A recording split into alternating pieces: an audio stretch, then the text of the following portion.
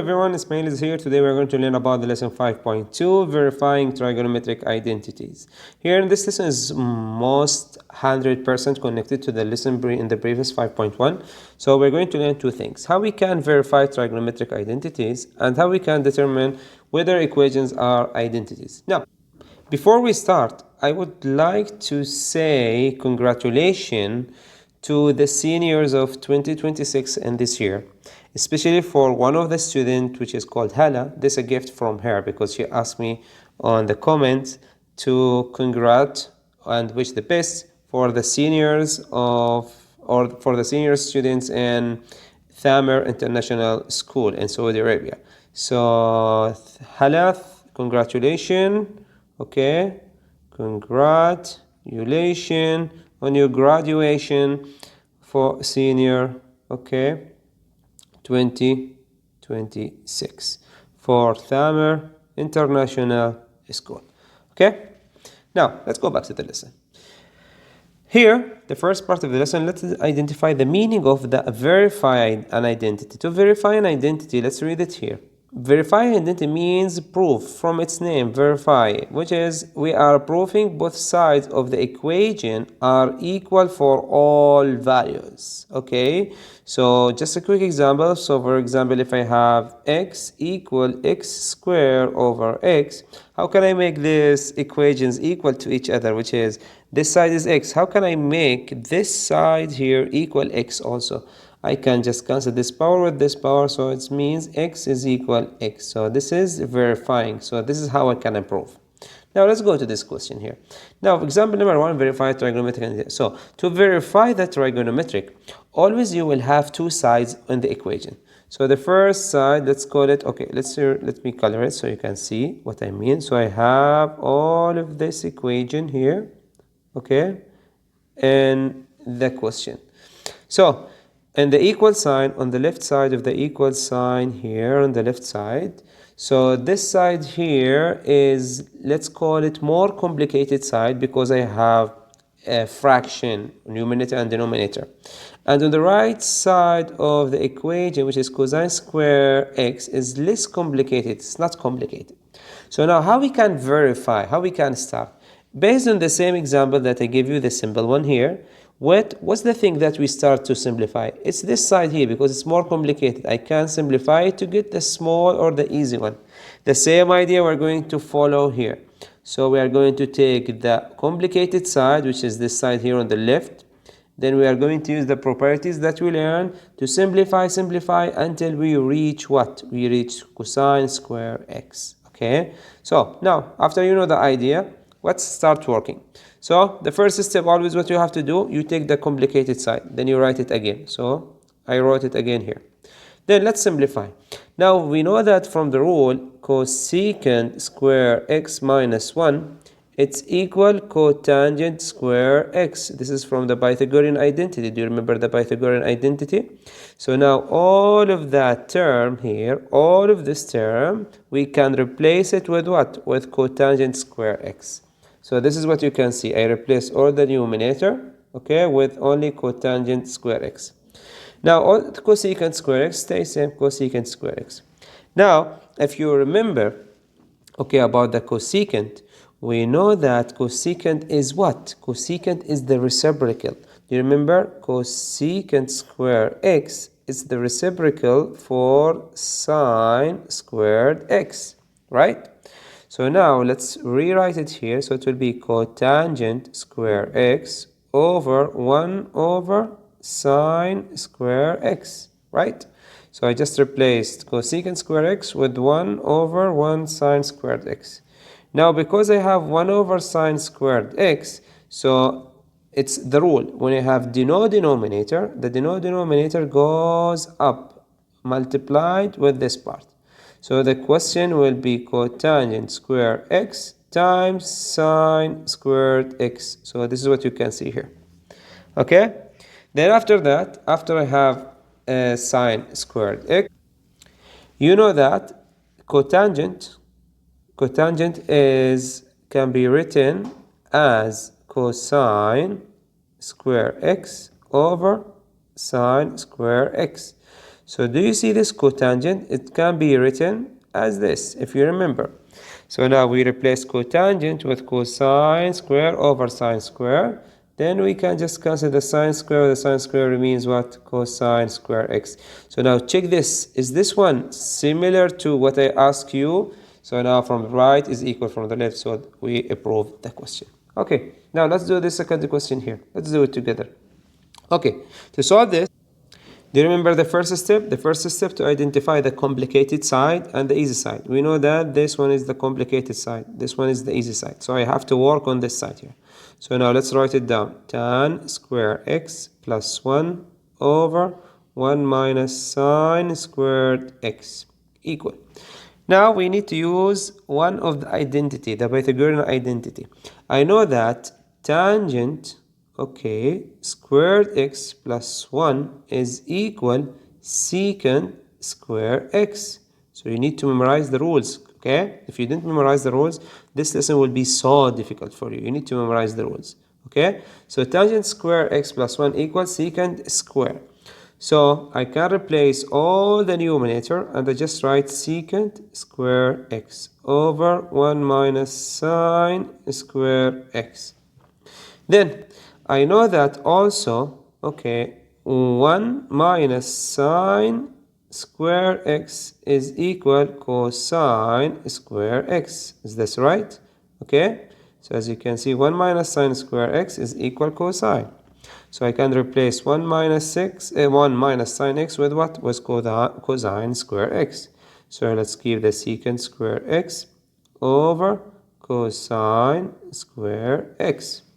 Now after I know secant x and cosine square x, do you remember that also? I'm sorry, but it's always like memorizing. Trigonometric, it's the most difficult thing is just memorizing. We know that cosine square x is the reciprocal for the secant square x. So I can replace the cosine and I write what? 1 over secant. So it will be secant square x over 1 over secant square x. Now, as I told you in the previous example, when I have denominator, it goes up. So this one, denominator goes up. It will be now secant square x times secant square x. So secant square times secant square, we just adding the power. So it will be secant to the power of 4x. Now look to this one. Is it similar the easy side? Yes. So this is how we can verify. Okay, I hope you understand this. Now try to solve these two questions with the same idea. Okay, but maybe I will help you with one of them because I feel that the students are struggling from these type of questions. So I will help you with the first one and you try to do the 1B. I will do 1A. Now to do 1B, the first idea and always the first thing that you have to do is to simplify things using the trigonometric identity or using the reciprocal. You only have two rules. The first rule is the reciprocal. Reciprocal has 6 trigonometric different idea.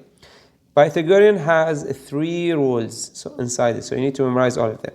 So now I can see if I put a bracket here, secant square theta, cotangent square theta minus 1, and cotangent square minus 1. Okay, so check this out. Sorry, before we start, as I mentioned before, you always look to the two sides. Which one is more complicated? You know, this is less complicated, so this one is more complicated. So I have to work on this. So let's write it down. Secant square theta, okay, cotangent square theta minus 1 equal. Let's start now, solve it. So we can solve this one by doing, we know that the secant, if you remember, the secant theta is the reciprocal for 1 over what? 1 over cosine theta. And cotangent theta is cosine square theta over sine square theta. So now I can replace the secant with 1 over cosine and I can replace the cotangent with cosine over sine. So now let's replace. So secant can be replaced by 1 over cosine square theta times cotangent can be replaced by cosine square theta over sine square theta. minus 1. Now, can we simplify this part here? Okay, so we can cancel cosine square theta with a cosine square theta. It means 1 over sine square theta minus 1. Now, we know that cotangent square, sorry, not cotangent, cosecant square theta is the same meaning of sine square theta. So I can replace all of this, okay, or I can replace 1 over sine square with what? With cosecant. So I can write now cosecant square theta minus 1. Now from the Pythagorean identity, do you remember the Pythagorean identity? Cosine square theta minus 1 is equal what? It's equal cotangent square. So you need to remember this. So I can replace all of this part together and we can get what? Cotangent square. So it will be the final answer, cotangent square theta. So as you can see, this one similar to the answer here. Now try to solve 1b, and if you need help, please let me know.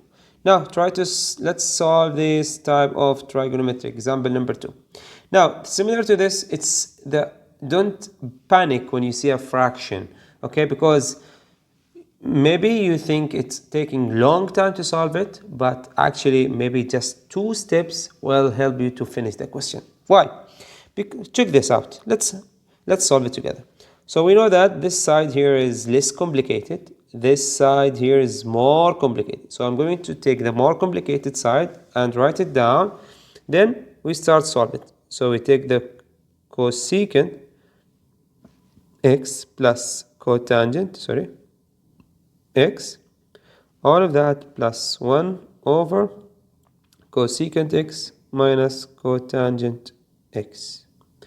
Now, if you know, we need to do the common denominator or to multiply with the reciprocal, which means if I have, for example, 2 over 5 times 3 over 8, how we can, or plus 3 over 8, what we need to do? We are multiplying this one by this 2, so 2 times 8 and 2 times 8, 5 times 8, and we do the same thing with a 5 times 3, okay, and 8 times also 5. So now we can simplify it. 8 times 2, which is equal 16, over 8 times 5 is equal 40, plus 3 times 5, 15, over 8 times 5, which is equal 40. So now check, this one is 40, this one is 40, so the answer stays here. The denominator stays same. We add only the numerator. So 16 plus 15, which is equal 31.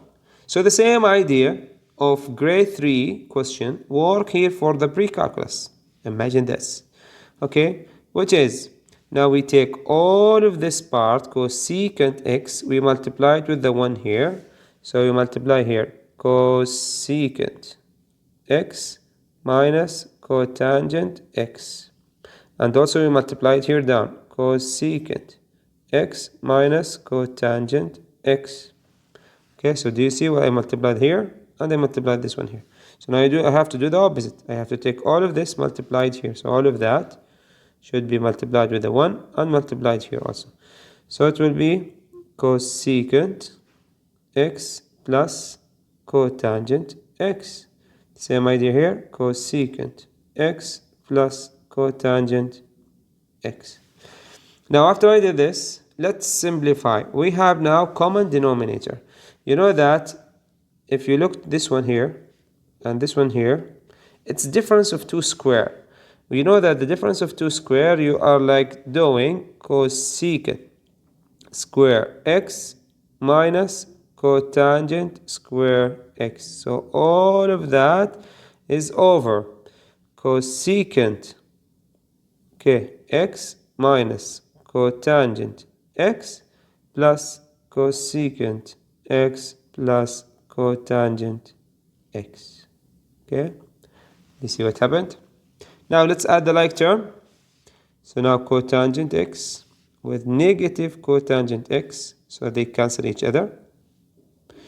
Then we have 2 cosecant x above 2 cosecant x above over cosecant square minus cotangent square x. Now, sorry, let me put this one as 2. Okay, so it will be cotangent square.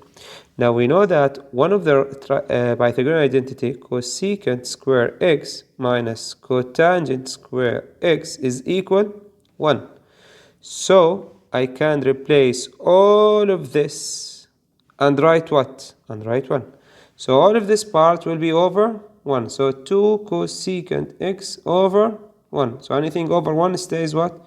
2 cosecant x. So is this one here similar to the smaller or the part or which is the less complicated? Yes, so we prove the second equation. Now, I hope you understand this. Try it now to solve question number 2 and the blue questions. And if you have any question, please let me know.